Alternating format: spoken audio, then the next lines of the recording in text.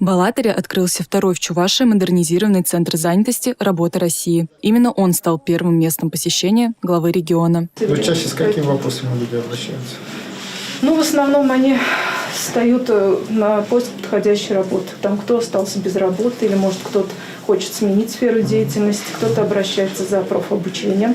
За каждым желающим трудоустроиться закрепляют куратора, который ведет его по всему пути поиска работы. При этом помощь абсолютно бесплатная. Александр Григорьевич помог мне, все объяснил, все рассказал. Составили резюме.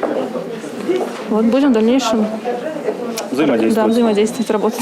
Центральная районная больница Алатыря отпраздновала вековой юбилей – 100 лет на страже здоровья жителей республики. Тут же установлен компьютерный томограф. Уже скоро он будет работать 24/7. Установка этого компьютерного томографа, притом, надо отметить, в республике он первый, 128-срезовый, по своим техническим характеристикам и по возможностям своим. На сегодняшний день проходит обучение кадры, чтобы весь потенциал, весь ресурс этого томографа можно было использовать на 100%. Пока одни кадры проходят обучение, других наградили за многолетний добросовестный труд и заслуги в области здравоохранения. Перспективы экономического развития Алатыря обсудили на совещании в администрации города. Главная задача – финансовое оздоровление муниципалитета. Показатели объемов инвестиций в основной капитал в сравнении с республикой значительно ниже. Решить проблему помогут 42 масштабных проекта на сумму свыше 3 миллионов рублей. 7 проектов в целом по обрабатывающей промышленности, в том числе Алатырский механический завод. Это и строительство гостиницы в сфере туризма, один проект был. 3 мероприятия по сельскому хозяйству. В течение следующей недели появится дорожная карта обеспечения развития города. А к 2023 году в муниципалитете планируют запустить проект по созданию частного промышленного технопарка. Это позволит увеличить количество рабочих мест. Пристальное внимание уделили вопросам теплоснабжения и водоотведения, управления коммунальным хозяйством и развития инфраструктуры города. Я знаю, будучи депутатом, я очень много приезжал. У алатырцев есть такое мнение, что город бросили и город не любит правительство Чувашской Республики. Поверьте, ситуация, если даже, может быть, я не знаю, как раньше было, но сейчас мы любим Алатырь не меньше, чем город Чебоксары.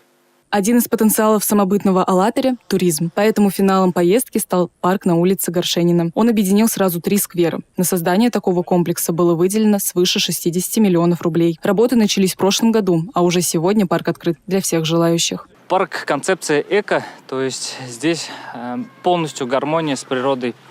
Максимальные усилия сделали для того, чтобы сохранить именно природу и активность местных жителей.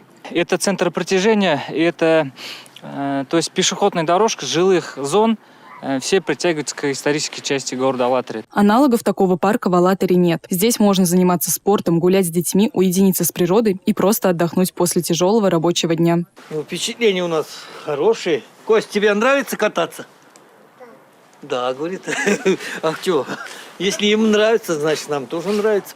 Раньше мы не часто гуляли тут вообще, а сейчас каждый день ходим. Алатырь – город с большим потенциалом, который необходимо реализовывать. Но решать эту задачу будет уже другой глава администрации. Во время поездки стало известно, что Сергей Лукишин заявил о намерении подать в отставку. Олег Николаев поставил задачу найти человека, который сможет не только обеспечить развитие города, но и объединить людей. Анна Центовская, Павел Редков, Республика, из Алатыря.